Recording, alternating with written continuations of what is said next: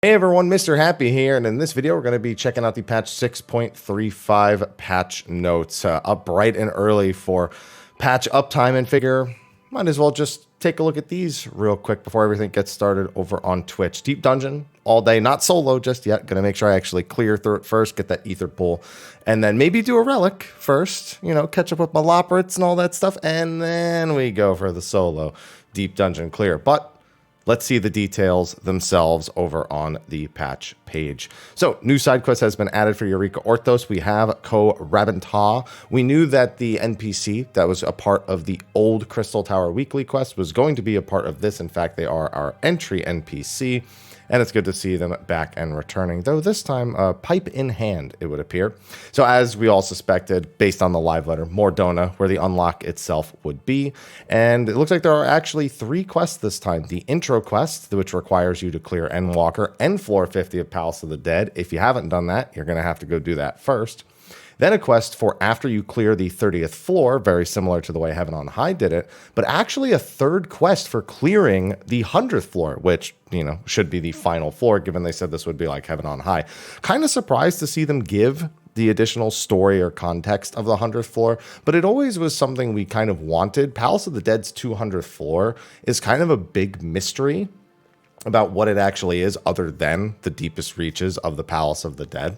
And Heaven on High's 100th floor is kind of the same way. So it seems like they are trying to go out of their way to make sure that we actually have all of our answers on this one. No other thing to it, I suppose. Then we have Hildebrand, which you're going to have to do before you do the new Manderville Relic step, in case you didn't know that. Imperfect Gentleman and Spectacle of Inspection. These are just the 2 new quests and the requirements. This is just saying you need the previous set of quests from the previous patch done. And then the Manderville Weapon, which will require generational bonding, which is this quest right here, as well as the first weapon step done. Well oiled, as you can see, Geralt definitely making sure to just show you why the quest is named so aptly. Then we have the next quest, which is just a question mark, which scares me. Then we have the Splendorous Tools. These are the new crafting and gathering relics, which are actually going to take us back to the Crystalline Mean with Granault here. We were wondering when he was going to make an appearance. The very, very luscious locks of the first versions of Geralt. And that's going to require Endwalker. You're going to need the Crystarium deliveries via the completion of the quest Crystalline Mean, and access to the Boutique of Splendors by speaking to Moen in Eulmoors. Just a few other things you got to make sure you have done from back in Shadowbringers, and all should be good, great, glorious. Then just 2 more follow-up quests as well. We have the Loporit tribal quests being added, which has been all over social media. Tweeting Way making their return, of course. The quest sync means it'll be a good opportunity to level crafters from 80 to 90, just doing the daily quests without really needing to worry too much about, you know, having really good gear, really good understanding of crafting, a more casual way to approach it and do the story. Oh, looks like I might have jumped ahead a little bit. There we go. Just a bunch of quests. Must be Dreaming Way. That's Dreaming Way in Old Charlian, so just go to them, and that will start the series of quests, which you'll gradually unlock as you increase your reputation. Tribal Daily Quest, Tribal Currency, this is all stuff you should be used to if you've done any other tribal quest in the game. The only difference being these are crafting quests. So that's, you're not going to be leveling your combat jobs with this. You'll be doing crafting. Housing, fresh off anyone not winning their house. Here's some new housing items for you. In case you needed some of those. Let's see, the furnishing design winners. We have the Corpicure, little Corpicure wood fire here, wood fire pizza, I suppose. New furnishings have been added as well. These Allegan ones are probably from Eureka Orthos, but I think we all know where the dance floor is from, looking at you, Loporits, plus a few other things shown here as well. New Orchestrion rolls as well have been added. Gold Saucer, new Triple Triad cards.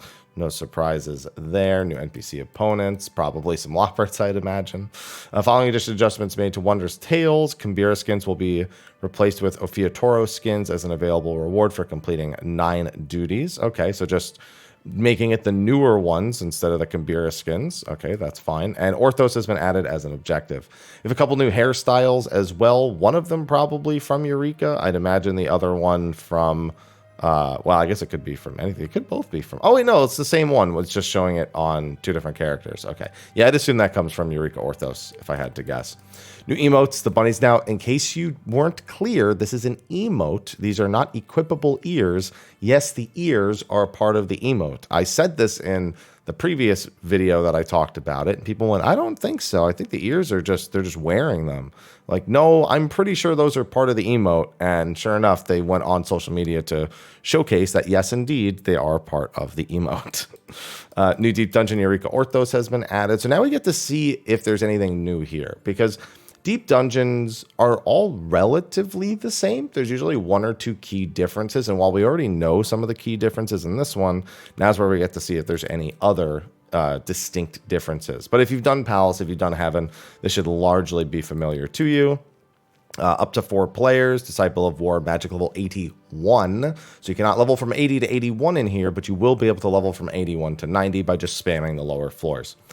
Time limit 60 minutes, no surprises there. We already know the requirements of entry, that was listed earlier. Players can enter Eureka Orthos by talking to Khatun in Mordona when entering as a party. Only the party leader can start the instance. It can also be entered with a cross-world party. However, all party members must be in the same Mordona instance to enter Eureka Orthos. Players who have cleared floor 30 and the side quest Rage Extinguish will be given the option to start from floor 1 or 21 when creating a new save file. When starting from floor 21, players' levels will be set to 90 and their inventories will be cleared of Protomanders and Demiclones. So first of all, calling Pomanders Protomanders, we're going to call them Pomanders. That's going to get abandoned so quick. Character growth, players will start at level 81 regardless of their current class or job level. That's if you're starting from floor 1. Obviously, they said if you're starting from floor 21, that will not be the case. By defeating enemies that appear, players will be able to gain EXP and level their characters up to 90. Eureka Orthos is not directly related to your level outside. So that is an important detail. You are not actually leveling the job while you're inside. You will get some experience points upon clearing a set of 10 floors for your actual job level on the outside. This is just an in-dungeon mechanic for the first, 15, 20 floors, however long it takes you to actually get from level 81 to 90. Orthos Ether Pool gear, this will largely determine your strength inside. Your weapons and armor don't really have an effect. However, by opening silver chests, you will gain Ether Pool arm and armor, and this will make you deal more damage, take less damage, have more health, all of that stuff, and will be vital to safely clearing the higher floors, and vital if you're attempting to go for a solo at some point. Note that Orthos Ether Pool armor will take the appearance of your current gear. However, the weapon will not. Normal gear has no effect, and Ether Pool gear strength will not carry over from Palace or Heaven. Yeah, we all figured that, but if you're newer, then yeah, those old Ether Pool levels don't matter at all. Floor 31 and beyond, now these are the challenge floors. These are the big ones going all the way up to floor 100 is considered to be somewhat of an accomplishment. Even if you do it with a light party, it's way easier in a light party, but soloing to floor 100 is going to be a coveted thing, and there will be some competition for players trying to be the first to do that, the first to do it on various jobs, the first to do it under various conditions. So you're going to be seeing a lot of reports and stuff about people getting through that, and I will be making my own attempts on that, probably on Warrior, but not racing for my own personal sake. Big thing with floor 31 and above, though, you cannot enter as a matched party. It has to be a fixed party, which means that you must have a group of friends that you have pre-made and go in, and you must go in with that same group all the way through, or alone. And it can be 1, 2, 3, or 4 players. It doesn't have to be a full light party when you're doing this. Start from floor 1 or 21. I would recommend starting from floor 1. There is usually an achievement from starting from floor 1.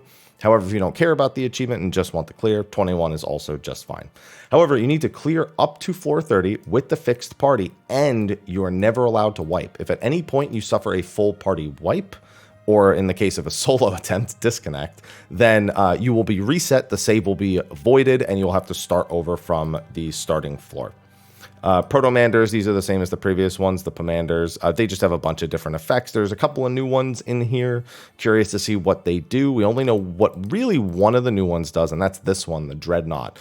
This one acts as a combined Lust and Rage for 60 seconds from Palace of the Dead, which gives it a wide variety of uses, including usable on bosses for the Vuln, as well as just as a floor clear, or if your timing is good, both. Demiclones, these are basically the new Magicites from Heaven on High. However, they seem to have very different functions. Now, we only know what one of them does from the letter from the producer live. And that one was like casting break, so it was petrifying enemies and then helping to nuke them down. But we don't know what the other two do yet, so that's going to be part of the information. And there's a possibility that there's actually 4 demi-clones. There's an Elder Magicite in Heaven on High, so there's a reason enough to believe that there is an equivalent to that here with the demi-clones as well. So going to be interesting to see how these end up affecting runs, but it basically acts as an extra party member, though it doesn't seem like they can be targeted and attacked in any way. Up to 3 tomestones can be held at once and are kept in a shared inventory. Tomestones cannot be taken outside of Orthos. When in a matched party, they cannot be used after the completion of the set of floors. Makes sense to me. Each demiclone has unique strengths, so choose carefully. Yeah, that's going to be a bit of a learning process. Players may trigger the following floor effects. There's status effects, which may be detrimental or beneficial, prohibited magics or special actions, and of course, gloom, which makes enemies take less damage, deal more damage, and sprint, which can be very, very scary. Ooh, dread beasts. Players may gain the strength of dread beasts that lurk within Eureka Orthos by defeating them. So it looks like they're adding notorious monsters. Given the namesake of Eureka, it seems like they're adding notorious monsters into this area. And it looks like by defeating them, you get buffs. So this looks to be the replacement for the auspices from Heaven on High. Now we have Melusine here, and thus we can assume they will be using Binding Coil bosses for quite a few of these dread beasts. Melusine, look away mechanics, Cursed Voice, Cursed Shriek. I doubt they have much more than maybe the spread AoEs and maybe the, tank busters and the look aways. But all the same, curious to see. That's going to definitely throw a wrench. Curious to see what that means for solo in particular. Like, I'm curious what it actually results in, because it just says gains the strength of dread beasts, so I don't know what the payoff is for actually clearing one. But in a solo run, I mean, they might get in the way of a clear, or they could be a problem. It could be a problem, or it could be something that you actually look forward to. That's going to be another bit of discovery people have to go through. The Accursed Horde, there's treasures on the ground. They're usually placed very close to traps, so if you can't see the traps, but you can see the treasures, be very wary of going to pick one up. But the rewards from these can usually be anything from completely useless to worth several million gil. So it can sometimes be worth the risk of going to get them, especially on the higher floors. Upon saving progress and exiting Eureka Orthos, players can take this treasure to Valeroin in Mordona to have it appraised and discover what lies within. Now, as for the rewards inside, you will get a little bit of experience for clearing the any set of 10 floors, as long as you are not max level. But in the case that you are level 90 upon entering, you will gain Poetics, Astronomy, and Causality, and this will continue to be updated as tomestones get updated in the future. So really good tomestones, especially for floor 30 and beyond. But you can also get very similar amounts from the current deep dungeons as well. Heaven on High I was just doing, and I was getting 60 astronomy and 15 causality, so it's just kind of more like a standard, I suppose. And then this is again what it looks like when you're doing, oh hold on, went a little too far there. And then this is just what it looks like you're doing if you're not level 90 yet on the job. Also, if you've reached floor 30, an Orthos Etherpool fragment will be awarded. This can be traded to the synthesis node in Mordona. So interesting. If you have reached level 30, an Orthos Etherpool fragment. Okay. To the synthesis node, an Etherpool fragment. Huh. So it sounds like you just get... Is that the one that you use to get the weapon? Do you just get that if you've reached it? And you just get one? Okay. Interesting. Oh, I think that might just be... Oh, you know what? That might just be for the first clear for floor 30. Yeah. I think that... Did they do something like that? I'm trying to remember. It's been... Since Stormblood we've had one. Is that... I mean, that could just be the potsherd, but I hate that they would call it an Etherpool fragment. That's weird. Yeah, I don't like that. All right, that's confusing if it's the potsherd equivalent. All right, obtaining and strengthening Orthos Etherpool. Oh, I guess I should have just read forward because this might have answered my question. Yeah, because Etherpool grip is for the weapon. That's what I thought. They're called grips for the weapon and the armor. Huh, I don't like it being called a fragment. Either way, exchanged for a weapon of your choice. Yeah, you can basically choose to sacrifice, 10 of your Etherpool arm and armor in order to get a grip, and then a certain number of grips are required to exchange for weapons. So you will constantly be giving up strength and gaining strength if you want to take the weapons from outside. But we do have the weapons here, a few examples of them. Big fan of that paladin sword, actually. Interesting monk weapons as well, with the more blunt end, but with the almost tonfa-esque part coming out the side. And the staff actually looks really good over there for Black Mage. So curious to see what the rest of the weapons look like as well. There is also scoring. You know, there are people who go for scoring. There actually is a leaderboard on the main site for high scores. So there are people who compete for leaderboard spots, and that could be something that's a lot of fun for a lot of people. Now, as we go down here, new items, new recipes, splendorous tools as the new crafting relics. And then it just goes through the process of obtaining and enhancing them, which is basically just to do the quests with Chorazoi, which we already went over earlier in Disciples of Hand. After completing the quest, an original improvement, new recipes for crafting collectibles will be added to the crafting log for your splendorous tools. Same with Disciple of Land. New collectibles can be gathered, pretty much the same thing. And fishing, collectibles must be acquired using select bait balls at specific fishing locations. New mining, botany points, new items added to gathering points, new fishing holes, new mounts, that's the Loprit tribal mount, new chocobo barding that looks to be an Orthos related one and looks quite dank, if I may say. New minion, definitely from Eureka Orthos, given that's the floor 10 boss equivalent. A new fashion accessory, Eureka Orthos umbrella. Interesting, looks very high tech for an umbrella. New achievements and titles. Deep Dungeon had Eureka Orthos added to the category and the party finder. Mordona will have multiple instances. Mordona, Thavnair, and Mare Lamentorum will all have multiple field instances, which does mean more hunts. Lots more hunts. Sorry, hunt train conductors, but looks like you have a few more under your belt at the moment.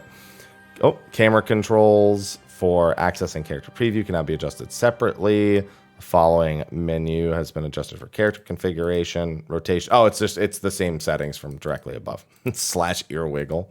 That's the Loprit emote. New music and sound. Improve user experience with the immersive spatial audio. The processing of certain ambient sounds with this feature has been adjusted. Okay.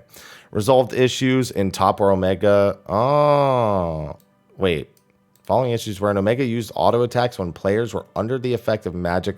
Oh, so this is the phase 5 auto. I guess they did fix it. I didn't think it was a bug or an issue that needed to be resolved. It was really easy to play around, but this is actually the phase 5 auto attack since it says Hello World, which would be Hello World Near and Hello World Far. So no more of that, I suppose, even though all it required was to have your main tank not be the last one hit by it, but not even a concern anymore. I'm assuming that auto attack is just not going to happen. Period, which is, the big problem. Island Sanctuary reviewing the workshop's agenda caused the game client to forcibly close. Never heard that one before. Upper Lenosha, wherein certain gathering points cannot be accessed when using a gamepad. That's pretty bad. Issue within using estate teleportation via the friends list, wherein setting Aetheryte ticket usage to always use. Still incurred a guild fee without using the tickets. Okay, yeah, that's a problem. Other minor text issues have also been addressed. Yeah, there were quite a few little minor text issues. Known issues, okay, this is important because they likely, I see Eureka a few times in here. An issue in the Deep Dungeon Orthos where executing Summoned Phoenix while under the effect of amnesia results in the Demi-Phoenix not appearing and players not receiving Everlasting Flight.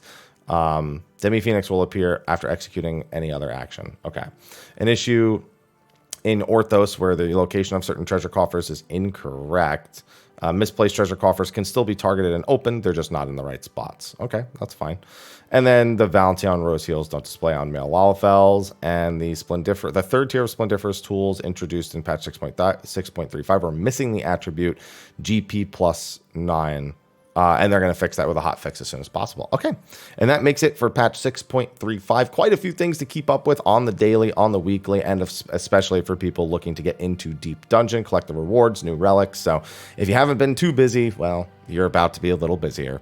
Anyway, that's going to be a wrap. I got about an hour before the servers come up, so I'm going to chill with my stream for a little bit, and probably with the group that I'm running for today. I am planning on doing a Deep Dungeon guide. I am planning on doing a video about the relics, and of course, we do have State of the Realm to cover some of the newer stuff as well. Anyway, thanks for watching. I'll see you in the next video, and until then, take care.